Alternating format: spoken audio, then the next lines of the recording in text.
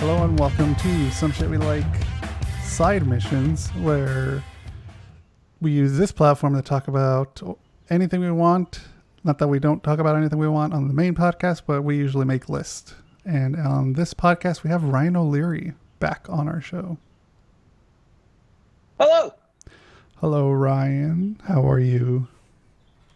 Oh, I'm doing fantastic. It is the 4th of July, and I don't think there's ever been a time where the country has been more united and where everyone's been treated equally, and everything is great. I can't wait to go outside in groups with my friends and, kiss everyone on the lips, and especially, senior citizens that I know. Yeah. Right, exactly. Yeah, it's been sucky. I know it has been. So what we're gonna do today is we're gonna make a list, but as you can tell, Bryce and Mike are not here, but they'll be here in spirit. Well, at least Mike will, because he did provide a list. And as we know, Bryce does not like making lists, so he will definitely not be here. But I just wanted to acknowledge that. And today, we're going to be talking about our top 5 summer movie list. Now, these are movies that either remind you of summer or take place during the summer. And of course, these are our personal lists. They're not going to match your list. But if you want to tell us your lists, leave it in the comments below. And we'll definitely go through it to see how those match up with ours and whether we agree to tell you if you're right or wrong. Yeah. But before we get into that, you mentioned before we started recording that you actually been playing some video games? For earth-shattering news. All right. This is a big deal because I don't... Yeah, it is. I haven't really played video games much the last several years of my existence, but like a couple years ago, my girlfriend got a PS4, which means that I basically have one. And over a year ago, I started playing the Spider-Man game, and I thought it was cool, but I have a hard time putting time into video games. Like, it's pretty rare that I'll play for more than like 20 minutes at a time. Mm-hmm. And as my schedule got busy last year, probably around, I want to say June or July of last year, that was the last time I played until about a few weeks ago. I went down to Florida to visit my parents, and the night before we left, I decided to play Spider-Man for a few minutes. And I got sucked back in, and now that I'm home, so part of this isn't has to do with the video game, but we have central air conditioning in our apartment. However, there's the main vent for it is in our living room, and it's very loud. And like to watch TV with it on, it's like a problem. So what we usually do is before a movie or a TV show, we'll like lower the air conditioning for like a half an hour to like cooler than we normally would, and then basically turn it off while we watch whatever we're watching. The problem with that is after 2 or 3 hours, it gets pretty stuffy and warm. So right. I've been needing something to do because usually my girlfriend, when my girlfriend has work, she goes to bed like a good hour or two before me.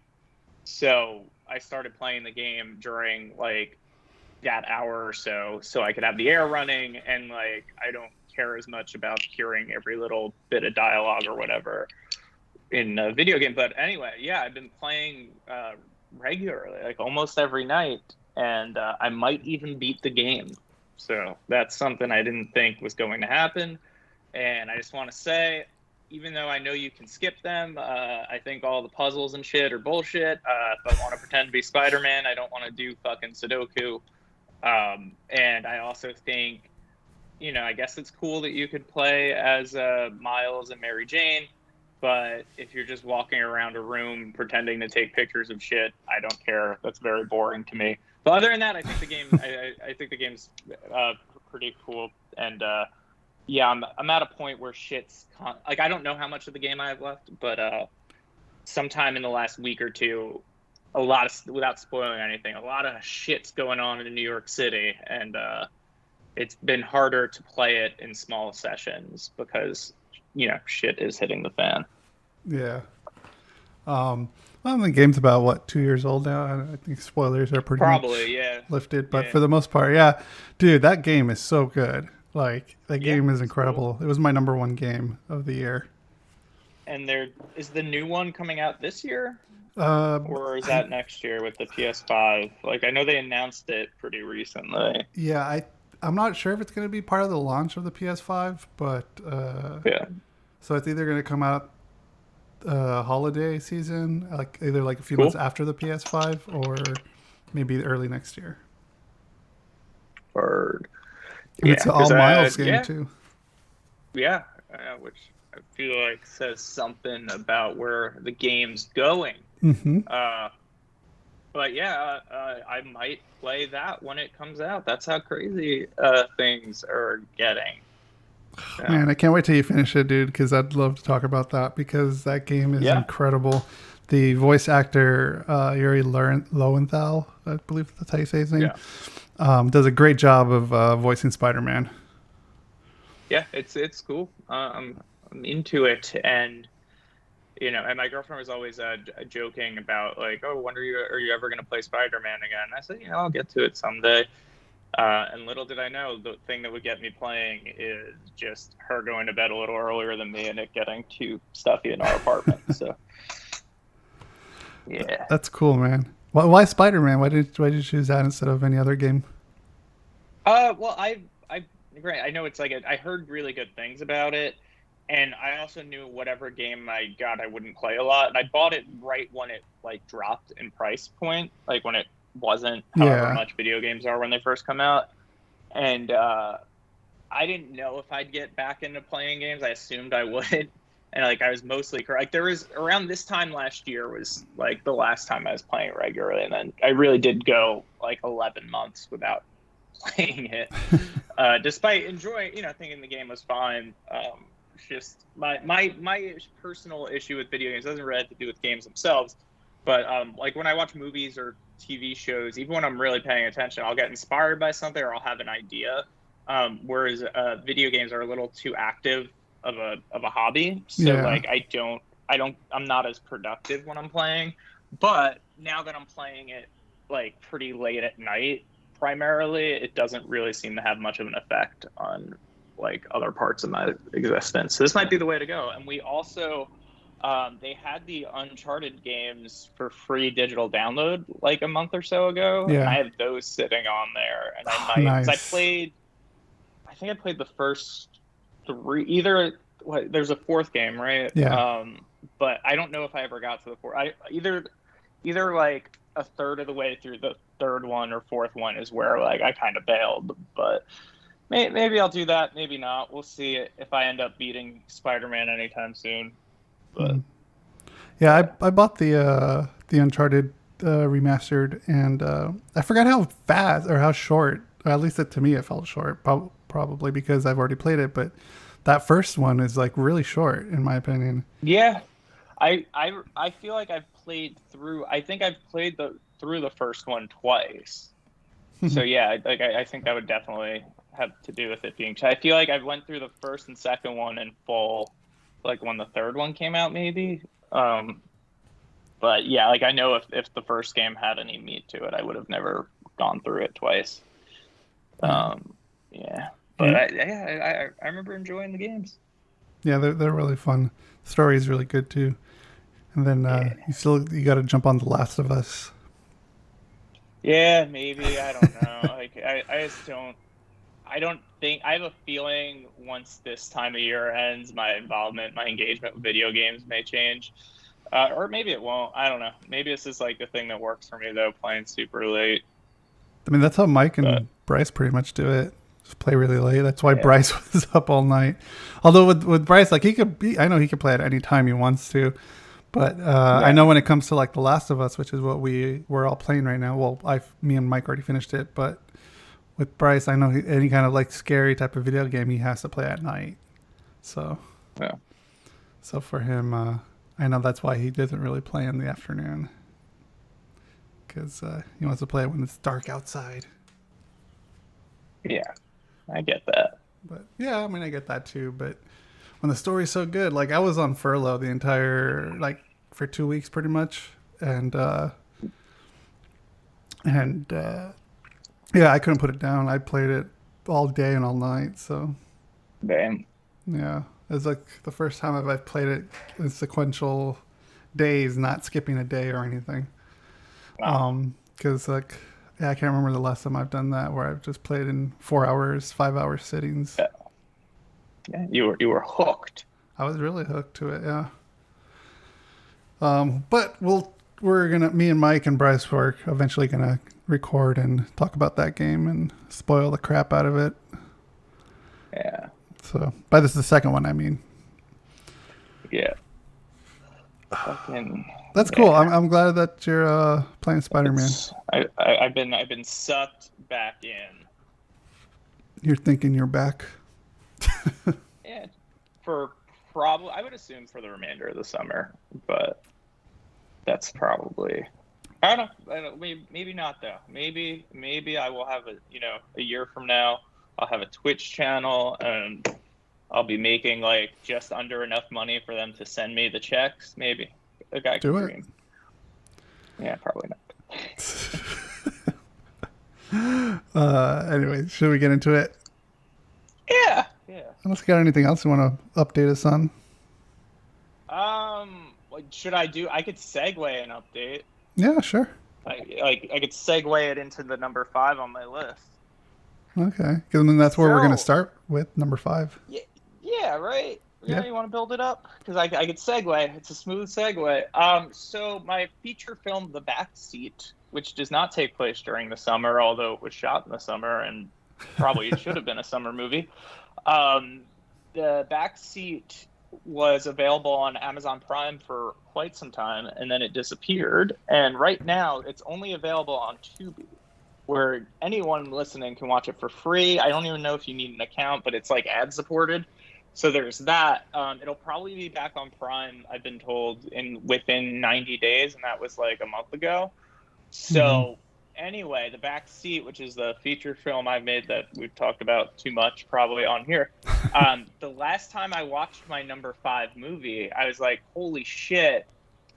It's sort of very similar to this movie. Like, there's specific scenes that happen around the same time involving like the beach and stuff. Anyway, the movie I am thinking of as my number 5, because as you can tell, I put a lot of time and thought into this list. Of course. A film I have not watched in probably like 6 or 7 years is The Whackness. Are you familiar with The Whackness?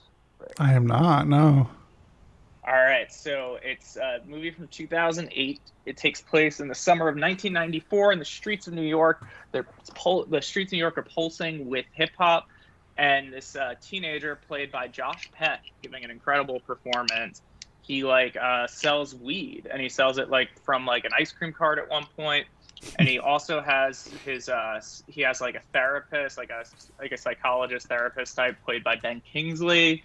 Olivia Thirlby's in it, Method Man's in it. And it's a really, really good movie where you could feel the heat of the summer and the boredom.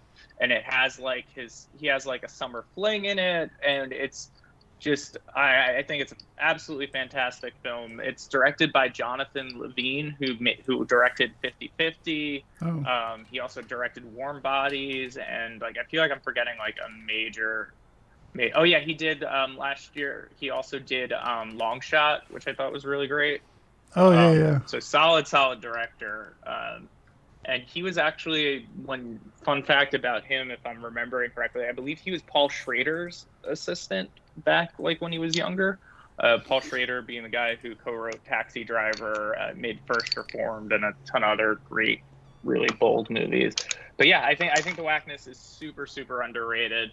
Josh Peck's legitimately great in it. And I also haven't watched it in a long time, but the last time I watched it, I was like, wow, this story unfolds very, in the broad way, not super specific, but it's just the story beats and structure was so similar to The Backseat, and it's I guess that's where I got that from. But yeah, so that's the Whackness. Yeah, I remember. Actually, now that I'm looking at the poster and looked it up on IMDb, I'm starting to remember it now. I didn't see it, but yeah, I remember when this this was gonna come out. Yeah, I'm gonna have to check it I out. recommend checking it out. Yeah, Yeah, it's a good time, and it's like I think it's it's like an hour 39 minutes, but it flies. It's got some good pacing to it. I'm not gonna say that. Oh, I'm not gonna say the name of the movie because like I believe in what the movie is about, and the person who made it for a number of reasons is very important. But I watched a movie on the Criterion Channel the other day that's like an hour and 20 minutes. Mm-hmm. And oh man, it felt like it was so poorly paced. But like I said, I'm not going to throw some movie that's beloved by people who are more of its target demographic than me. But oh man, I did not like specifically. Like I thought the editing, like the shots cut into each other. Anyway, that's a different movie. And I don't think it took place in the summer, so fuck it. All right. That's a good pick. I'll have to watch that one. Yeah, I can pretty much guarantee you would like it.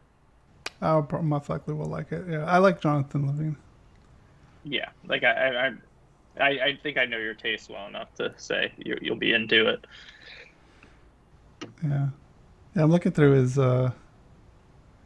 credits, and I think I've seen quite a bit of his movies.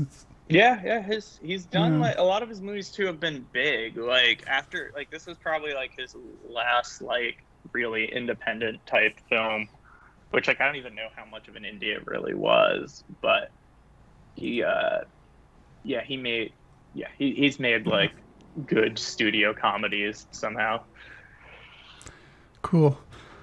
All right. My number 5 is actually one of your favorite movies that I'm sure is going to be on your list.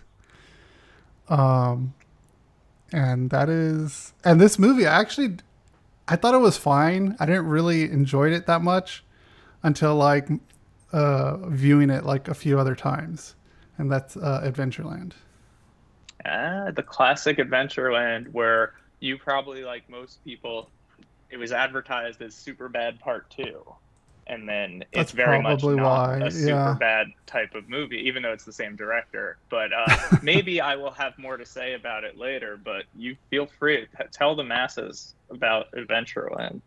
Yeah, so Adventureland, like maybe that's probably why it was the way it was advertised. But I remember watching it the first time, and I was like, all right, it's fine. It's all right.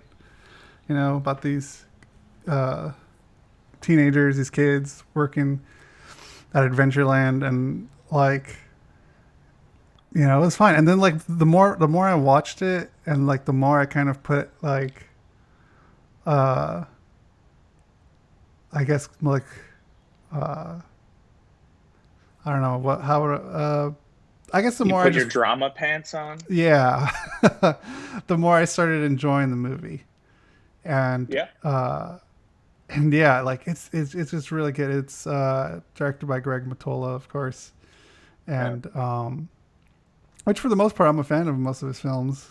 I like the Mottola. He follows me on Twitter for some reason. It has for a number of years, and I feel like one of these days maybe he'll watch something that I made because of that. Yeah, and I'll even go ahead. Yeah. Yeah, I was going to say too, because like maybe I'll have more to say about this film later, maybe not. But I had the experience of seeing it, and I really liked it. But it was over time and having seen it again, and the way it kind of like stuck in my head, that made me go like, "Oh shit, I love this movie." But yeah, and I think that's kind of like what happened with me because. After watching it a few times and it, like popping up on whatever streaming service, like I'm like, I'll give this another watch, and like, this movie's not bad at all. So, that's my number 5, and if you haven't seen it, I definitely recommend people to see it, because I didn't care for it at first, but now I like it a lot. The ultimate endorsement. Yeah, and I've even told Bryce that I didn't like it at all, and it's weird how it just turned around on me like that. Yeah, it's the power of it. Yeah. All right, So I guess I should do my number 4, which I should also preface by saying my 3 through 5 or 5 through 3. I didn't think about the order too much, and also all movies I have not seen in 5, 6, 7, 8 years. So, but my number 4 is Spike Lee's "Do the Right Thing," which I think more than any other movie captures like the heat of the summer and the way like heat will bring out tensions that already exist. And obviously, "Do the Right Thing," seems especially relevant today. It gets into matters of race and class, and is just also like a really entertaining movie. And there's a lot of relevance to it. And like I said, I think more than any other movie, like you could just feel the heat when you watch it. And I think right now, and maybe it changed because it's July, but I know at least last month it was on pretty much like it was streaming for free. Like you don't need an account with any provider. But I highly recommend "Do the Right Thing." And just while I'm on the subject of Spike Lee, I think his latest film, "Da 5 Bloods," is incredible. It's on Netflix. I recommend it to everyone and anyone. But yeah, so yeah, "Do the Right Thing" I think is, not your traditional summer movie, because it's definitely not, it is light at times, but it's not like the whackness and probably every other movie on either of our lists. Like it does go a little deeper, but it's still pretty damn entertaining and great and important. And I wish I had watched it more recently, so I'd have more to say on the matter. But when I think of summer on film, that's one of the first movies that comes to mind each time, because of it. It's the heat. Like you feel it.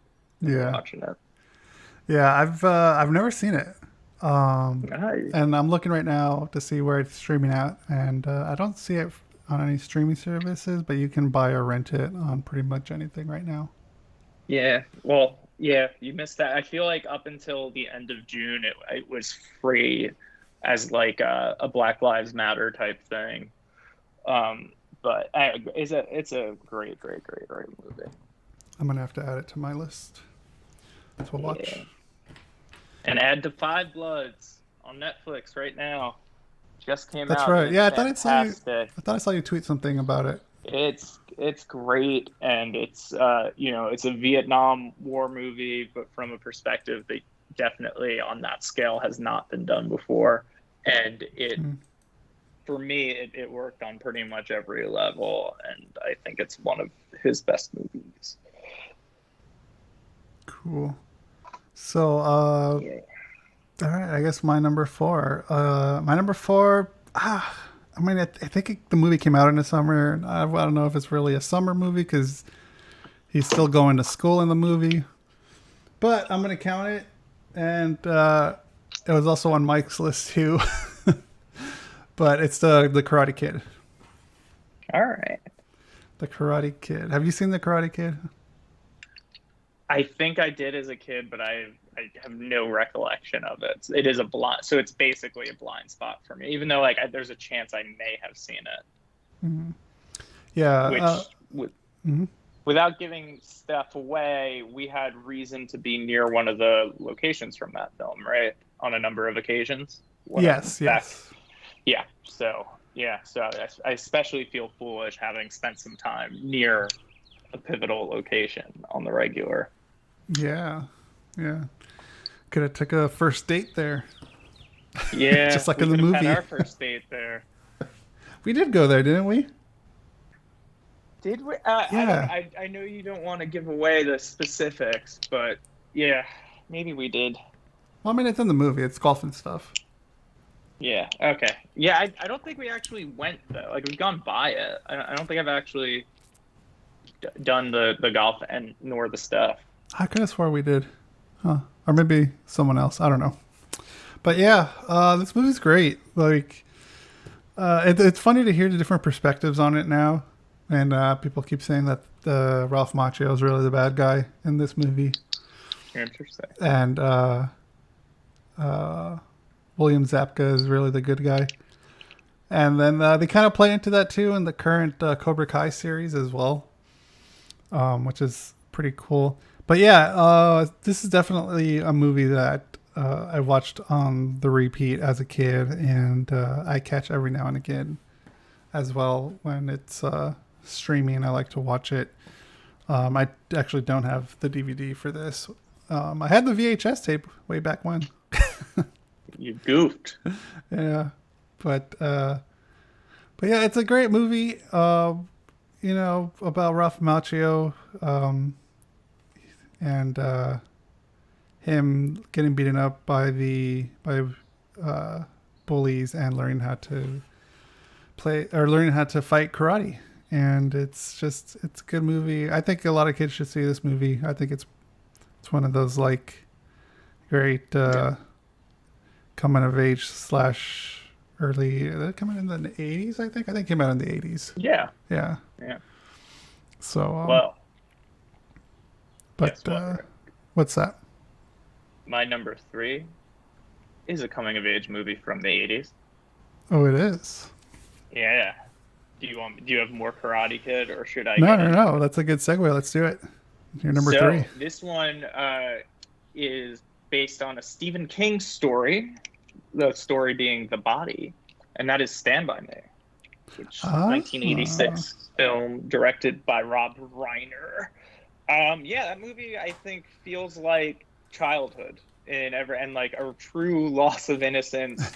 And, you know, similarly to Do the Right Thing, it's not just in the appearance, it's how it feels. I don't know, it kind of takes me back because, you know, we were both kids, like, pre-smartphones, when you would just go out and just maybe have to be home by the time it's dark. Yeah. And then getting into, you know, all sorts of stupid trouble. Yeah, I think it's an incredible movie. You know, kind of pretty sad at times, pretty funny at times. I think I've talked about it before, but like I really think I like Stephen King's non-horror work even more than his horror stuff. That short story, this collection of novellas that's in different seasons, I read in high school, and it just blew my mind because that also had Rita Hayworth in The Shawshank Redemption. It had Apt Pupil, which I thought the novella was much better in the movie, and then it had another one that I'm forgetting the name of that hasn't been turned into a movie yet, and then of course it had The Body. Had some great kid performances. I think, you know, it has great vomiting. And yeah, and I think like as a movie, it sets the tone of just right of like the silliness of how kids could be, but also taking them seriously as people, even though they're, you know, just young boys. But I think it's an awesome movie. I don't think I've watched it. It was on there was like a handful of movies I watched right before doing the Backseat to like figure out certain things with how to like shoot it and direct it. I think that was the last time I watched it. So I'm well overdue for a rewatch, but I think that is very much, you know, a summer movie, obviously, because it's in the middle of the summer. But yeah, great movie, and you know, under 90 minutes long, so tight, very cool. Yeah, I was gonna put that on my list too, actually, but I haven't seen it enough times to really put it on my list. Like I probably have only seen it like I want to say maybe 3 times. Yeah. But it was a movie that I was thinking about. Like, well, maybe I should just watch it again because I haven't seen it in so long. Yeah, it's great. But, like from my memory, it holds up. Like I was hesitant to put it this high, but also I'm like, no, that movie's summer as fuck. Like that is childhood summer. It really is. So, yeah. Yeah, that would be the reason it would be on my list, because like how much it feels like summer. Yeah, summer, and it takes you back to being a kid.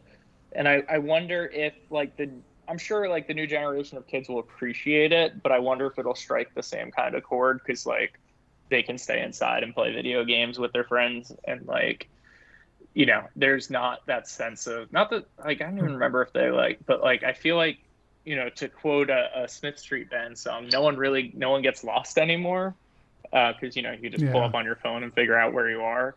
And my memory of being a kid, especially in the summer, is like getting lost in the woods somewhere and not knowing how to get home and shit. And like, yeah, not in like a big like crappy way, but like, like you're just going, you're a dumb kid, and then on top of that, like they're wearing GPSs and stuff, and at least like and in like the kind of areas where I've grown up, which is like Staten Island and New Jersey, you don't really have like your gridded city streets, so it's not, you make a few turns, you could get lost for a minute. Yeah. Yeah.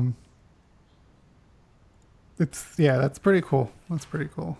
Yeah, I've always kind of wish I had that like childhood of just walking across like exactly what you said, with the possibility of getting lost, like walking through the forest or whatever, But I'm from LA, so of course I had to live in a very populated city. Well, Rick, next time you come to the East Coast, we'll throw our phones out and we'll go for a long walk in the woods. And Jesus Christ, no, I don't know if I could do that. Yeah, it'll be fun. I'll turn off my phone, but I'm not going to leave a phone at home. Yeah. Yeah. Cool, man. That's a great pick. I really like that pick. Yeah. All right. My number 3 is Jaws. Ooh. Should I say now that that's my number 2 so we could go at it together? Yeah, you know what? Why not? Or is that yeah. Because you said that's your number 2. You go. So. It is my number 2. You go first there. You've got the floor. Yeah, Jaws, man. Like, that just screams summer. Like, same thing with what we said about Stand By Me. Like, Steven Spielberg, an amazing director. The way... Yeah, I mean, this just screams summer all day. And, God, it's like, it's hard to talk about because, like, I feel like everyone's already seen the movie except for Bryce. And never. Nope. And it's about a shark, and he loves sharks, and he's never seen it. That's so weird. And it's one of the best movies ever made. Like, yeah. Like, I'd go as far as saying that. And dude, I rewatched this a few weeks ago.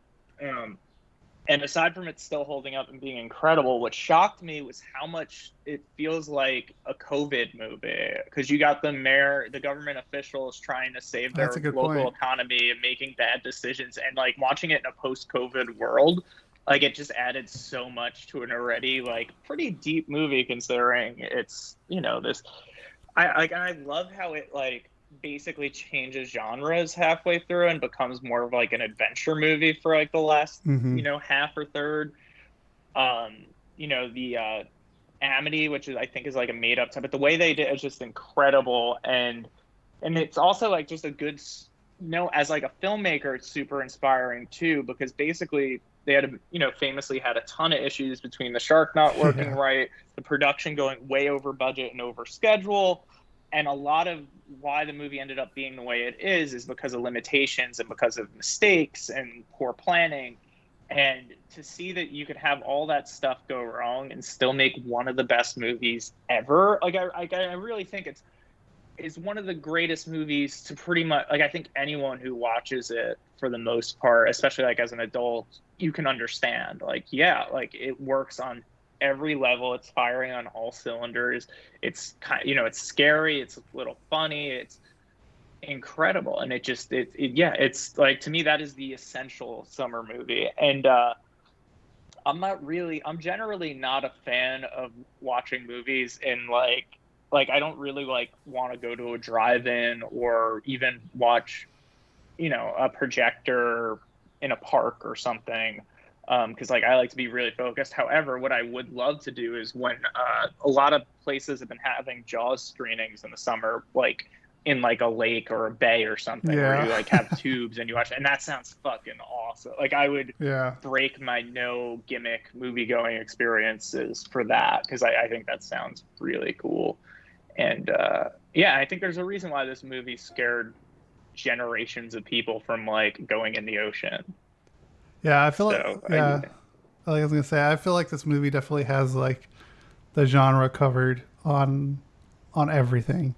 The suspense, the like you said, adventure, the horror, and like it's just so well directed, and Like, just, and the acting in it, you know, everyone, Roy like the three Schneider, Robert leads in Shaw, Richard particular. Dreyfuss, yeah. Yeah.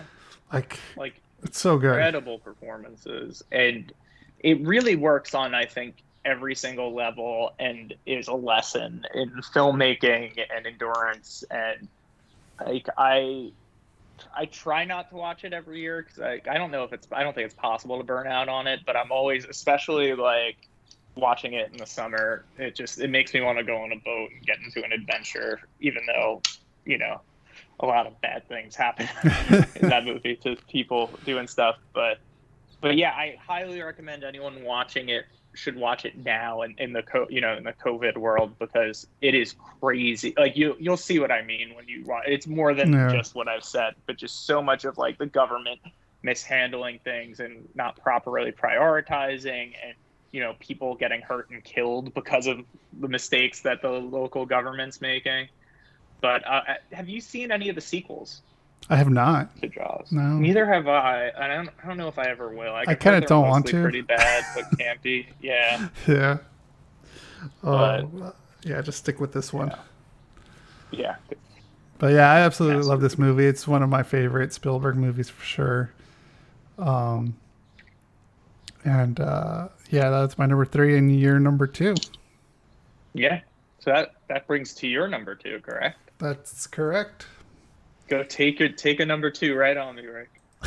All right, my number 2. I saw this. I don't think I was a kid when I saw it, but I was like more or less a teenager, I would think. It just screams summer movie, especially summer movie blockbuster. And that is Independence Day. Yes. Heard that's today. That is today, isn't it? But yeah, this movie just screams summer to me, and I usually watch it pretty much every Independence Day coming. I didn't watch it last year, but I watched it the year before that. And yeah, as much as the cheese that is in this movie, it's just I enjoy it. I like Will Smith, you know, and everyone in this movie is just, it's good. It's your fun blockbuster movie. I mean, I don't know how else to put it. And this always just screams summer to me. Yeah, I have not seen it since probably at some point on VHS in like the early 2000s, late 90s. So I have very little recollection. Yeah. Yeah, I enjoy it a lot. I mean, Jeff Goldblum is in it, and he's definitely someone that I like in this movie. Is, you know, everyone in this movie is good. I like it. Yeah. But it's one of my favorite, my number 2 favorite summer movie. You know, and like I said, I'm probably gonna watch it sometime in this month. All right. So. Well, I guess I should tell you my number 1.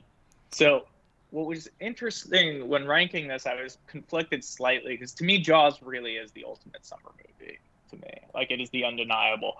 However, the film you have mentioned already, Adventureland, is my favorite movie. I had a feeling. And it is a summer movie. So how could it not be my number 1? I love Adventureland so much. Like I said, the first time I saw it in theaters, I liked it. But then over time, I thought about it a lot, and then I rewatched it plenty of times, and it really definitively hit me when I rewatched it this past September, October, that it is my favorite movie. It ties into summer in a way. It ties into kind of the summer blues a little bit, like especially when you're younger, and like there's this feeling towards the end of the summer where you kind of do want to get back to school and like to like regular life. And just the way it deals with complicated feelings and romances. It's kind of a family drama too at times. It's shot gorgeously. Great soundtrack. It is very much. I love it. I think it is the best movie, and I think anyone who wrote it off as a super bad sequel, give it another shot. It's there's movies that definitely go deeper and darker. There's movies that are funnier, but to me that it hits the right balance of being true and honest while being just an entertaining, good movie. It makes me feel things. Aesthetically, it's just fantastic. The production design's phenomenal. The performances are great. It's just, it's something really special. And I gotta say, so I don't know if I told the story on here, but like I've met, and you were there for one of these, I've met the two leads from this movie on separate occasions, Kristen Stewart and Jesse Eisenberg. And with Kristen Stewart, I didn't realize it was her that I was talking to until she left. Like I was talking, me and my friend Dan were talking to her for almost a half an hour, her and her friends. And it was when she got into a luxury type of car, and both of us realized, like, oh shit, that's who this is. So like obviously I didn't bring it up then, although we were talking movies. So like I could have easily in any other conversation been like, Adventureland's my favorite movie. Have you seen it? But and then with Jesse Eisenberg, I obviously, you were there for that experience, but like I knew I was talking to him, but I also knew like I was introduced as like a filmmaker, so I just like I don't want to blow it by being like you're my favorite movie.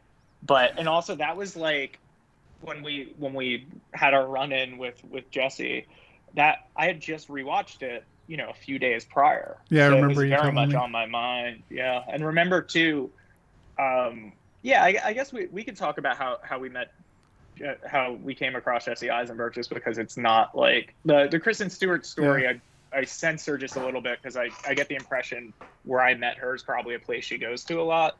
But with Jesse Eisenberg, Sam Bartholomew's the actor from my film The Lost Weekend, he was in a play that one of the Coen brothers wrote, and we went to the closing night, and as we're sitting there, I pointed out to him like, holy shit, there's Jesse Eisenberg a few rows ahead of us. And Sam invited us to come backstage afterwards. And the whole time, like, shit, are we going to get, like, are we going to, like, get introduced to Jesse Eisenberg? So we went backstage, and it felt weird because we had nothing to do with the play. Mm-hmm. And then Sam pulled me over, and I got to talk to Jesse Eisenberg for a minute. And we talked about Australia. And then before he left, he made it a point to say goodbye to me and say, you know, he gave me some advice about traveling to Australia. But it was, point being, apparently that's how I'm going to handle, because like also with the director following me on Twitter, I don't know if I've ever told Greg Mottola like, hey man, you made my favorite movie. But you know, that's the way to live, right? Not tell people how much you value their artistic work and just pretend like just trying to play it cool. Yeah, I'm playing it cool, man. Yeah, oh, you've been to Australia? Who are you? I don't recognize you. Oh, Jesse, nice to meet you. And yeah, that's my number one. Yeah, those interactions are always kind of strange. Yeah. But yeah, I wanted to. And the hard part was being like across the room from you and Ashley and her mom, and then just like looking over, like, holy shit, this is happening, from like 10 feet away. But also trying to be like, yeah, it's cool. You know, it's just a guy, just another actor. Yeah, I wanted to say hi or something, but I was like, no, this isn't the time. This isn't the time or the place right now to do that. So I'm a guest. I shouldn't be doing that. Well, the whole thing too. It's just weird being backstage at this play by an Academy Award winner. When, that too, yeah. We had, we just knew one of the actors, and we were all able to go back there. That was crazy. That like really overshadowed my trip to Australia, because I went to Australia like you went right after day. Pretty much, yeah. Yeah, the very next day, and Australia was awesome. But like I feel like that trip peaked that night because it was crazy. Yeah. Cool. So that's your number one. So yeah, now Rick, you're about to go number one for all of us. I'm about to go number one, definitely. Oh man. My number very one. Presidential. My number one's The Sandlot. All right. It's another movie that I love to watch every summer. I love baseball. Baseball is my favorite sport, pretty much of all time.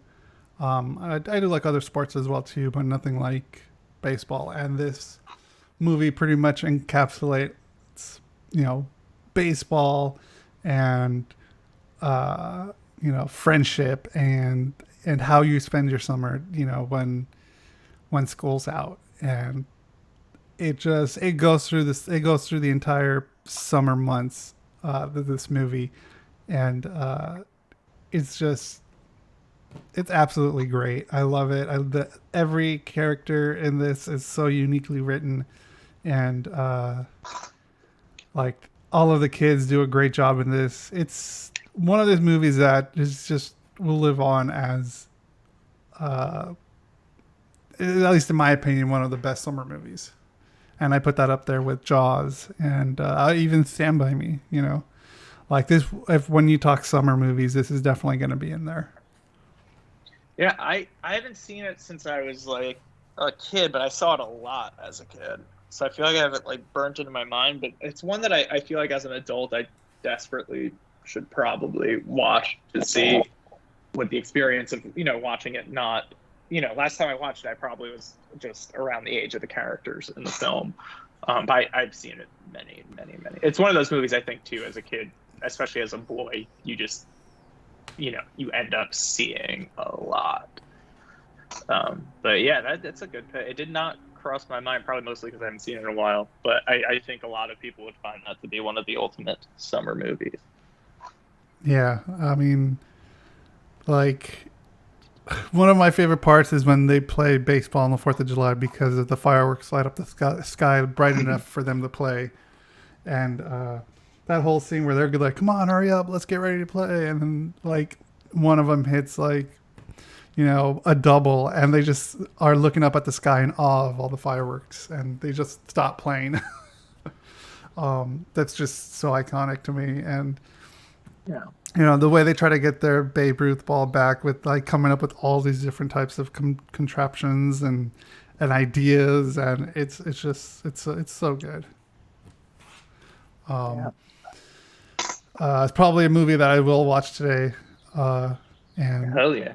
And yeah, I can't recommend this movie enough, especially if you've only seen it once or twice. Go watch it again, especially during the summer, because it's gonna make you want to go out.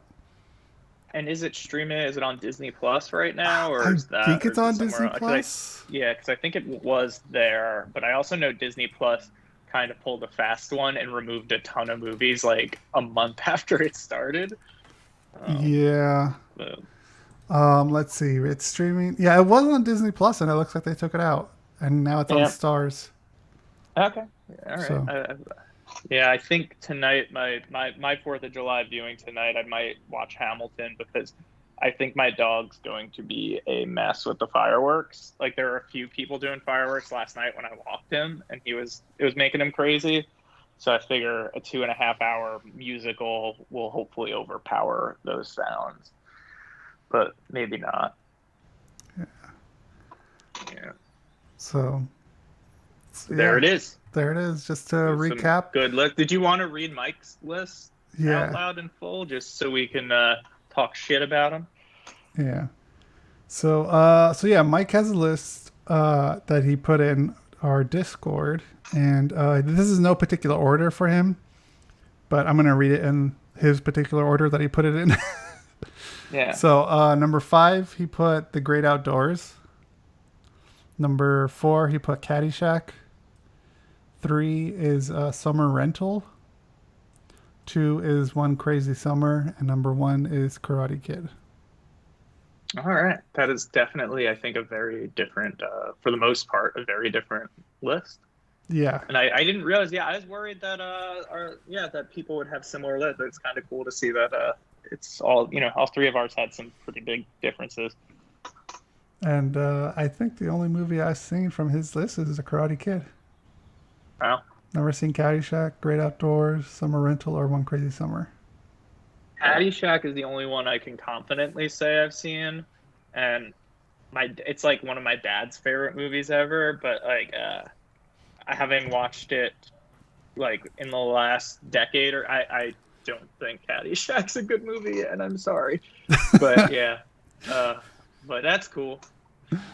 So, and then just to recap really quick, my list was number 5, Adventureland, number 4, Karate Kid, Number 3, Jaws. Number 2, Independence Day. And number 1, Sandlot. And what was yours?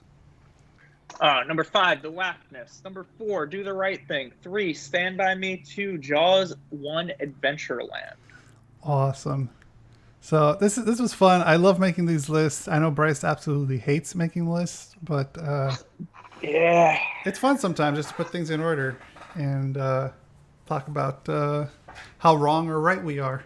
And again, again, these are just our opinions. I know everyone else could have different lists. And no, mine's definitive. Mine's the law. Yeah, yours is the law, isn't it?